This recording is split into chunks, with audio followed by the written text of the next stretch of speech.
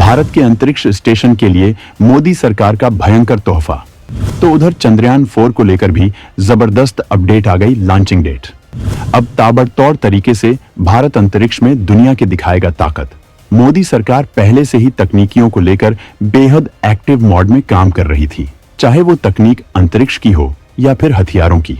सरकार का मकसद है कि भारत तकनीकी के मामले में इतना मजबूत हो जाए कि फिर दुनिया का कोई भी देश भारत को आंख न दिखा सके।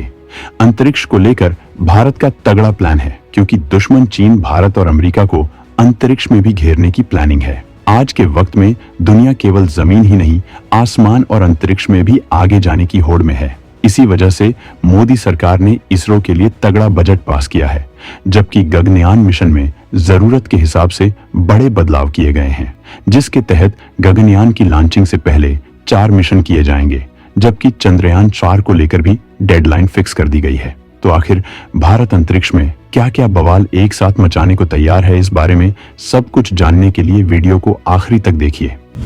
अंतरिक्ष का गगनयान मिशन 2028 में किया जाएगा कंप्लीट। सरकार ने मिशन के लिए पास किया 20,193 करोड़ का बजट। गगनयान मिशन सरकार का बहुप्रतीक्षित मिशन है, जिसे लेकर कई बार डेट में बदलाव हो चुका है, जबकि चंद्रयान मिशन 4 को लेकर सरकार ने अब वक्त की डेडलाइन फिक्स कर दी है और जल्द ही इसकी लॉन्चिंग की जाएगी। चंद्रयान 4 को लेकर क्या अपडेट है, इसे हम आगे बताएंगे, लेकिन इससे पहले हम आपको गगनयान मिशन के बारे में बताते हैं। दरअसल गगनयान मिशन का मकसद भारत के अंतरिक्ष स्टेशन के सपने को साकार करना है। गगनयान मिशन के तहत पहली बार भारत अंतरिक्ष में मानव भेज रहा है। इसी वजह से अंतरिक्ष यात्रियों की सुरक्षा के लिहाज से तमाम कदम उठाए जा रहे हैं और मिशन में एक बार फिर से बदलाव किया गया है, क्योंकि इसरो किसी भी कीमत पर इस मिशन को फेल नहीं होने देना चाहता है, जबकि वो अंतरिक्ष यात्रियों की जान को लेकर कोई रिस्क बाकी नहीं रखना चाहता है। बदलाव के साथ गगनयान प्रोग्राम में अब 8 मिशन शामिल किए गए हैं। इसे दिसंबर 2028 तक पूरा किया जाएगा। इस मिशन में भारत के अंतरिक्ष स्टेशन के प्रोग्राम को भी शामिल किया गया है, जबकि मिशन की लॉन्चिंग से पहले एक्यूरेसी के लिए मानव रहित विमानों की पहले लॉन्चिंग होगी। मोदी सरकार ने भारतीय अंतरिक्ष स्टेशन के पहले मॉड्यूल के विकास को मंजूरी दे दी है, जिससे 2035 तक भारत अपना खुद का अंतरिक्ष स्टेशन विकसित कर पाएगा। इसके लिए तमाम हार्डवेयर की जरूरत भी होगी, जिसे ज्यादा बजट की जरूरत थी। इसी वजह से सरकार ने गगनयान प्रोग्राम का बजट बढ़ाकर 20,193 करोड़ रुपए कर दिया है। सरकार ने पहले से फिक्स बजट में 11,170 करोड़ रुपए बढ़ा दिया है। सरकार का यह कदम बताता है कि वो अंतरिक्ष में भारत को बढ़त दिलाने के लिए कितनी मजबूती से काम कर रही है। इस पूरे प्रोग्राम में 2026 तक गगनयान कार्यक्रम के तहत 4 मिशन पूरे होंगे, जिसके बाद BAS 1 मॉड्यूल का विकास होगा और 2028 तक 4 और मिशन किए जाएंगे, जिसका मकसद तकनीकी का अप्रूवल और एक्यूरेसी होगी। इसरो अपने अंतरिक्ष स्टेशन के जरिए माइक्रोग्रेविटी बेस्ड रिसर्च और तकनीकी का विकास करना चाहता है, अंतरिक्ष में मानव भेजना आसान हो सके, जबकि इस पहल से अंतरिक्ष और इससे संबंधित क्षेत्रों में तकनीकी रोजगार के ताबड़तोड़ अवसर पैदा होंगे।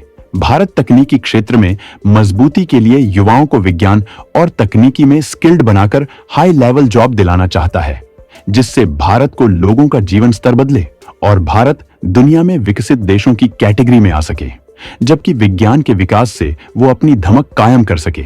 2014 करोड़ रुपए मिशन चंद्रयान के लिए सरकार ने किया पास। 36 महीनों में इस मिशन को पूरा करने का रखा गया है लक्ष्य। मिशन चंद्रयान 4 भी भारत के लिए बहुत बड़ा मिशन है, जिसके तहत चांद की तमाम जरूरी इंफॉर्मेशन हासिल की जाएगी और शोध किया जाएगा।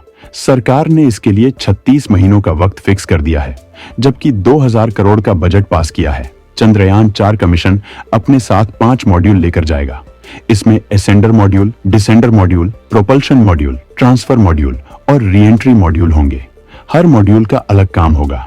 सबसे खास बात यह है कि ये मिशन 2 चरणों में लॉन्च होगा। पहले इसे धरती से लॉन्च किया जाएगा, जो चांद पर लैंडिंग कर वहां चट्टानों के नमूने इकट्ठे करेगा, और फिर उसके बाद चांद की सतह से इसकी दोबारा लॉन्चिंग होगी, जो धरती पर री एंट्री करेगा।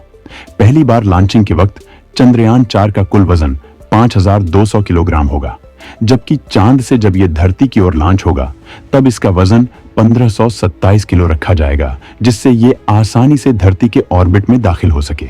इस वक्त इसरो का सबसे बड़ा टारगेट अंतरिक्ष स्टेशन है और अपने हर मिशन में वो इसके लिए कोई ना कोई टेस्ट कर रहा है। चंद्रयान 4 में भी वो ऐसा कर रहा है। रॉकेट से अलग होने के बाद धरती की ऑर्बिट से लेकर चांद की ऑर्बिट में एंट्री तक की जिम्मेदारी प्रोपल्शन मॉड्यूल की होगी। चंद्रयान 3 के वक्त भी इस मॉड्यूल ने यही जिम्मेदारी निभाई थी। प्रोपल्शन मॉड्यूल से अलग होने के बाद सभी मॉड्यूल को चांद की सतह पर पहुंचाने की जिम्मेदारी डिसेंडर मॉड्यूल निभाएगा। नमूने इकट्ठे करने के बाद एसेंडर मॉड्यूल चंद्रमा की सतह से उड़ान भरेगा और ट्रांसफर मॉड्यूल के साथ धरती की ऑर्बिट तक पहुंचेगा। ट्रांसफर मॉड्यूल चंद्रमा से इकट्ठे किए गए नमूने वापस धरती पर ले जाने की जिम्मेदारी निभाएगा, जबकि री एंट्री मॉड्यूल चांद से लिए गए नमूने लेकर धरती पर बिना किसी दिक्कत के लैंड करने की जिम्मेदारी पूरी करेगा। इस मिशन का इरादा दक्षिणी ध्रुव के पास उतरना और चट्टान के नमूने कलेक्ट करना है, जिन्हें एनालिसिस के लिए धरती पर लाया जाएगा। यह डेटा पानी जैसे चंद्र संसाधनों को खोजने में मदद करेगा, जिससे भविष्य में चांद पर जीवन को तलाशा जा सकेगा। इसरो के कदम यहीं रुकने वाले नहीं है। वो 2040 तक भारतीयों को चंद्रमा पर भेजने वाली है। हालांकि चंद्रमा पर एक आदमी को भेजने में 15 साल का वक्त लगेगा। भारत मिशन चंद्रयान 4 को अंतरिक्ष में टुकड़ों में भेजने वाला है। इसके बाद उसे स्पेस में ही जोड़ा जाएगा। मतलब चंद्रयान 4 एक बार में लॉन्च नहीं होगा। चंद्रयान 4 के हिस्सों को 2 बार में अंतरिक्ष में लॉन्च किया जाएगा। इसके बाद चंद्रमा की तरफ जाते हुए चंद्रयान 4 के हिस्सों को अंतरिक्ष में ही जोड़ा जाएगा। इस तकनीक का भारत को यह फायदा होगा कि इसरो अपने स्पेस स्टेशन के मिशन के लिए तैयार रहेगा। यानी स्पेस में चंद्रयान 4 और उसके पार्ट्स को जोड़कर इसरो यह तकनीक और क्षमता भी हासिल कर लेगा कि वह आने वाले वक्त में स्पेस स्टेशन के लिए इसका इस्तेमाल कर सके। इसलिए चंद्रयान 4 मिशन बेहद जरूरी है।